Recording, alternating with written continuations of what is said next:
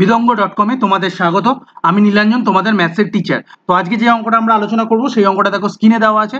যদি px equal to 2x³ plus x square plus x plus 4 হয়, তবে p of 0 কত?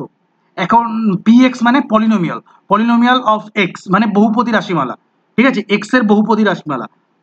এবারে দেখো px কত দেওয়া আছে, px দেওয়া আছে 2x³ plus x square plus x plus 4। এবারে x এর জায়গায় যদি আমি 0 বসাই তাহলে আমার p অফ 0 পাবো। তাহলে x এর জায়গায় 0 বসালাম, তাহলে p অফ 0, তাহলে এখানে কত হলো 0, 0³ plus 0 square plus 0 plus 4, 0 square 0 সবই 0 হবে। তাহলে এখান থেকে আমরা কি পেলাম, এখান থেকে আমরা শুধুমাত্র প্লাস 4 পেলাম। তাহলে p অফ 0 আমরা কত পেলাম, প্লাস 4। তাহলে এখানে দেখো অপশন নাম্বার এ তে দেওয়া আছে কি 4। তাহলে এখান থেকে আমরা লিখতে পারি এ সঠিক উত্তর। বিদঙ্গ.com-এ এই সলিউশনটি দেখার জন্য ধন্যবাদ।